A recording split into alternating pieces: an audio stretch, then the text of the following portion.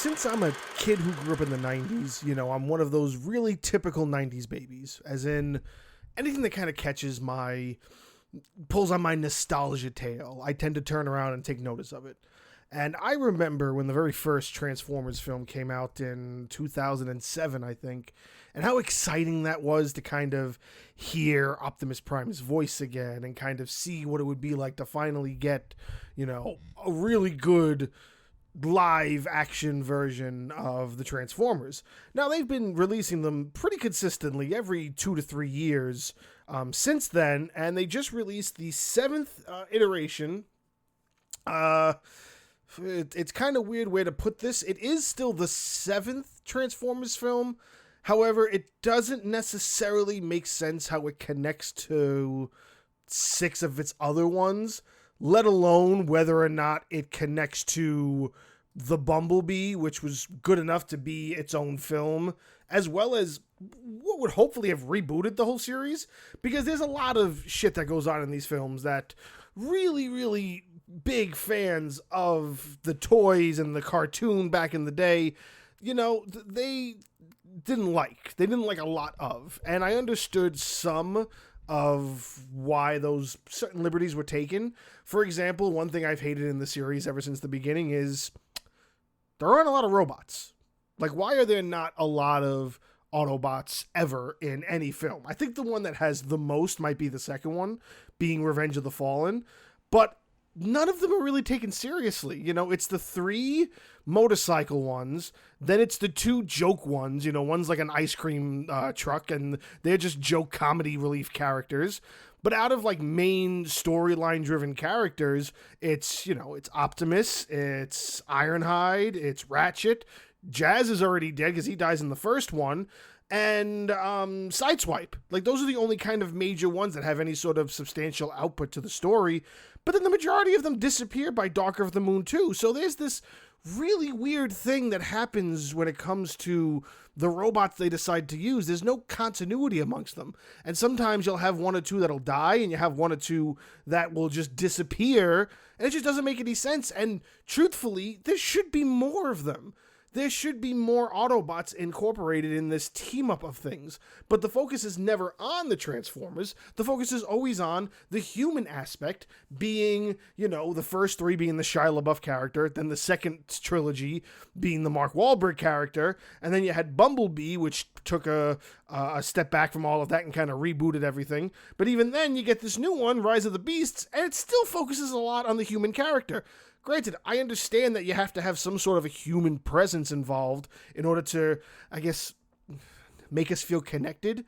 Like, they had human characters in the cartoon from back in the 90s, but, like, that's not why you watched it. And nobody bought the human character toys. They bought the Transformers toys. I had dozens of the Transformers toys. Like, I loved all the Transformers, and I especially loved the Beast Wars series, which is what this loosely is based off of. So for anybody who is, I don't want to say a layman, but not very versed in the Transformers universe, granted, I'm no expert. I only know the few things that I know, which is anything from the original 80s and 90s cartoons and some of Beast Wars. I never even actually finished Beast Wars. I do have a copy of it, and I've been dying to get into the whole series. I just never really sat down with it to actually do it.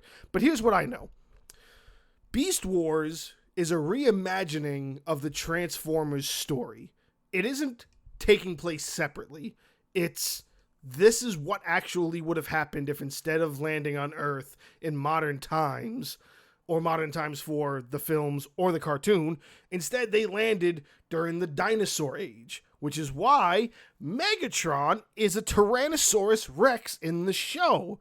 So when you have these characters in the show, Optimus Prime is the gorilla. And then you have, instead of Bumblebee, you have him as Cheetor. In that show, Cheetor is Bumblebee. If I'm wrong about that, somebody can correct me, but I was pretty certain that was the whole premise of it. You had the closest thing to a yellow animal that you could make Bumblebee, so everybody connected that Optimus Prime's right-hand man, Bumblebee, is the same yellow character. Here he is, Cheetor. But they can't call him Bumblebee, that's why they call him Cheetor. And that's the only way that this made sense to anybody back then, because it was really just a reimagining of that story. So what did they do instead? They made them these other robots, these other beings that existed separate from the Transformers on other planets. And granted, the one really saving factor about all this is Unicron. And what I really would have liked out of the film is to show Unicron in his full form. That, to me, would have been dope. But I do understand why they kind of couldn't, because they already made him this humongo badass that could easily, not have been defeated. And so instead they kept him as a planet and they let him kind of disappear into the void. Whatever you want to do with that, you can do with that. Unicron isn't even the main focus of the film. The main focus of the film is waiting to see the two Optimus Primes connect, and then looking at yourself, realizing that this is actually really cool, but it's still not 100% what you sort of wanted. And I appreciate the few people that they did bring over and still make characters. I think the only way that this makes sense is that Beast Wars actually was, in all actuality, there really only were 5 or 6 survivors from what I remember. When the Autobots landed on Earth in 500 million BC or whatever, they only had 5 or 6 of them that woke up. And it was Optimus Prime, Cheetor, and 2 or 3 others. And the same thing happened with the Decepticons. So when you have that portion of it, it does make sense. But eventually, as the show progressed, more Autobots were found, more creatures were added. They did some other cool fusion things to them and make them look really cool. I'm digressing a little bit because Beast Wars was just such a cool show, and I feel like this just didn't do it 100% of the justice that you wanted. This was just another way of trying to I don't even know. It's not a reboot. It's not a reboot. It's not a sequel. It's not a requel. It's not a reimagining. It's just it's separate story that they claim is kind of connected to Bumblebee, because they make one sentence mention. There's one bit of dialogue that's Optimus Prime doesn't trust humans, and then B's like, well, what do you mean? And Optimus is like, yeah, I know you had a good relationship with one 10 years ago, but that's just a one-off thing kind of. And it's that's it. That's the only thing you're connecting to that one. So this is more about the new way that we're doing things and not the old way we're doing things. So if we're doing it the new way, why not bring back characters that we love? Why not bring back Ironhide? Why not bring back Ratchet? Is it just because that this went into the hands of somebody else and it's no longer Michael Bay doing it that you just don't get the permission to use characters he's already killed? It's a reboot. These are characters we love. We should be getting them. It's a little annoying when it comes to that. As a movie, as a whole movie in and of itself, it is still enjoyable. I did find myself, still wanting to finish it and not really getting upset. The thing I'm more upset about is just my inner child is kind of screaming at how I've always wanted a live-action Beast Wars, and I got this, and it isn't necessarily all of it, but I guess it's the best I'm going to get because nobody else is going to give it a chance. So, for what it's worth, it's decent. It's not the best of the series, and granted, they've done 7 of these so far. It's not the best one, but it's a good one. It's a decent take on what they were trying to build up. I also want to say that I am getting really annoyed with these action or these fantasy films that overdo big battles. And this is the other reason why I have such a huge issue with there not being bigger numbers to this team. There's 4 Autobots, there's 4 Maximals, and you're going up against hundreds of these little spider robots that this guy sends at them, and they're just taking them out one by one. There's a little bit of an annoyance in me when I keep seeing this in action sequences. It's really small numbers against really big numbers. The only time that ever made sense is when it was the 300, when the Spartans versus, you have 300 Spartans versus 100,000, whatever the other people were in that film. I can't remember it off the top of my head. But Persians, yes, 10,000 Persians versus the 300 Spartans. That made sense because it's in a corridor. They're not all coming at you. All they have to do is kind of show the CGI version of a wave of more warriors. But if you focus on the front of the line, you only really need 15 to 20 people there. But it's 15 to 20 fighting 15 to 20. It's made to make sense. None of it makes sense when I see fucking 5 warriors going up against thousands of this army. Like, this isn't Dynasty Warriors. It's not going to make sense. And that's just also something that goes back to just the history of action films and action sequences. You could see this in the biggest culprit I can think of off the top of my head is a Jackie Chan movie. Jackie Chan movies are notorious for making the odds seem out of his favor when it's him versus a room full of dudes, 20, 30 dudes. They're all like expert fighters, but he's able to fight them all off. But if you really frame by framed a lot of those fights, what they're doing does not make sense. Like, anything that's happening in the background of a Jackie Chan fight scene does not make sense. Now, granted, I'm not shitting on Jackie Chan movies. I love Jackie Chan. I love all of Jackie Chan's film history. I haven't watched one Jackie Chan film that I haven't really enjoyed and watched on multiple occasions. But his fight scenes don't make any sense. They make sense for the fantasy idea in your head where you have, this one guy versus the world and he's winning. But logically, it doesn't make sense. And it makes even less sense when you're talking about apocalypse level numbers. When you watch a Jackie Chan movie, it does make a little bit of realistic sense because you can beat up a guy until he doesn't want to stand up and fight anymore. And you watch the scenes, and if you really go frame by frame, you can see in the background there's dudes just pacing back and forth like they're not even doing anything. When in any realistic situation, they would just totally gang up on him. I just got into the show on Peaky Blinders. I watched the first season. I'm in the middle of the second season. And the second season, first episode, close to the end of it, there's this fight that breaks out. And it's a fight that the main character, played by Cillian Murphy, he gets jumped by like 4 Italian dudes. Now, the way that fight works out is that he is trying to fight them off, but all 4 of them are coming at him. They're not waiting turns. They're not just running around aimlessly. They are going at him. And when you have a 4-on-1 fight and you see that kind of play out the way it does, it makes sense. Visually, common sense-wise, it makes sense to you. I see 400 of these little robots all trying to gang up on the Autobots, and they're just throwing the hammer around, killing one by one. Like, really? There's thousands of these things. There's 8 of you. This doesn't make any sense. And this is just this thing that they do now that CGI is able to make you believe that they're on battlefields full of, bad guys that they're just going to fight and destroy and beat up and shoot at and chop with swords and axes and hammers. It's a fugazi. It doesn't make any fucking sense. It doesn't make any logical sense why they would be winning. None of it makes sense to any sort of a winning standpoint. That's why you need more Autobots in a sequence like that. When you have 8 of them, and 2 of them are off fighting one guy, and then one's in the air being dragged around by another general who's a regular robot, not even a Decepticon, I don't remember what they're called, but he's being dragged up in the air, and he's getting into this fight in the air with nobody else there to bother him.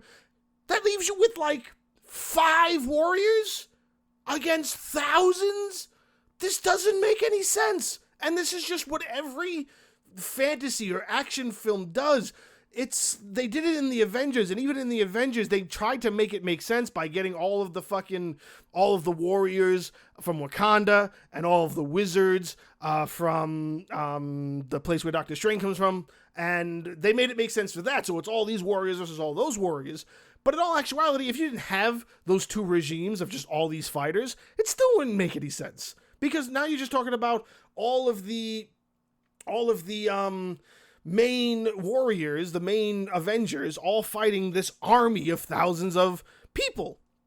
So you go all the way back to that first Avengers film, and they sort of made it make sense, but it still doesn't even make a lot of sense. It's just this way that we've envisioned how we want, or how maybe even Hollywood thinks we want these big deal fight sequences to go, and it's just an overbearing sensation of unrealistic expectations. Like, I'm not going to say that I don't love it. I'm just going to say I'm getting to be over it. Like, I want either big one-on-one fights. I want something that's a little bit more sensible. If you're going to show me big fight scenes between a CGI thing and a CGI thing, don't give me these armies versus these one men. Like, there is too much of that happening, and this is just another film that's an example of that just does it, to me, probably the poorest out of the whole thing. Now, maybe this hasn't fully been about the actual film Rise of the Beast. Maybe it's just a little bit of me digressing into a rant about action sequences and whatnot, but it's another example of what might actually be wrong with this film, and I don't know what the reviews are for it. It's still relatively new, I believe. It's only been out for a couple of weeks, I think, maybe even a month by now. I still think it's doing relatively decent at the box office. But I haven't really read much other reviews. This is just my unbiased opinion about how, even without the Michael Bay treatment, giant explosions, unnecessary love stories, all very typical Michael Bay shit. Even without all of that, I don't know, maybe even it would have been better with all of that and maybe make sense, because even when it was Michael Bay, you had things that made sense, odds and evens. It made sense. Even if the bad guys had a couple extra, warriors on their end than the good guys did, you still made the fight make sense, and you made overcoming all obstacles make sense. One of my favorite sequences in the Transformers film so far is the one, I think it's Dark of the Moon. What's the third one called? Dark of the Moon, I'm pretty sure is the third one. And it's when they're fighting in the middle of San Diego or whatever city they're in. And they're trying to stop, the beam that opens up the sky and brings Cybertron to Earth. And they're trying to have this fight. There isn't a lot going on in that fight. Like, yes, there's an invasion, but the actual fight that's taking place, very minimal things going on in that fight sequence that would draw your eye away to make you think, there's too much here. How could things be so overwhelming for the good guys? With the actual presence of danger being very prominent and thinking that no one's going to win.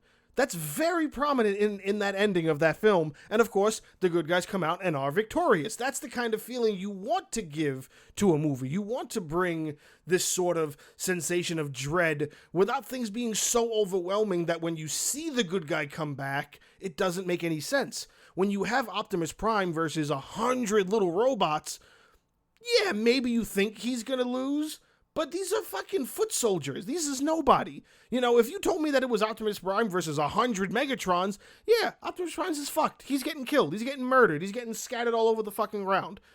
But that's the only way that you would not have that dread. But you also don't have that dread when they're fucking nobody fighters. But this doesn't need to be there. If they're nobody fighters, let him get through it and have legitimate fights. What's the one that was right after that? If that's Dark of the Moon, regular Transformers, Revenge of the Fallen, Dark of the Moon, it's not The Last Night.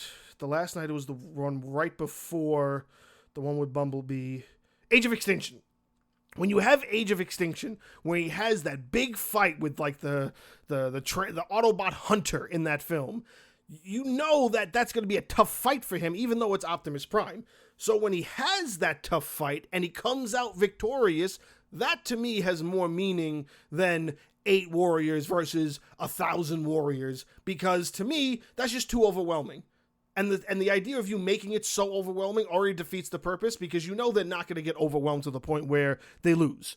You're not going to do that. This isn't that type of movie. They do movies where that does happen, and there's nothing wrong with that. But this is not the movie where that's going to make sense. So all you're doing is making all these CGI rendered characters that don't make any sense and are all going to lose, because that's too overwhelming. You have more... This movie in particular, when Bumblebee tries to save Optimus Prime and he gets killed because it's a 3-on-3, and they showed you that these three other robots are stronger than the Autobots. That fills you with more dread and more of a sense of they're not going to win than any number of other CGI robots you want to make. I don't care if they're spiders, if they're scorpions, if they're elephants. I don't give a shit. That has more meaning behind it than big-ass fight sequences like how this movie has at the end. That's my opinion, and I'm sticking to it.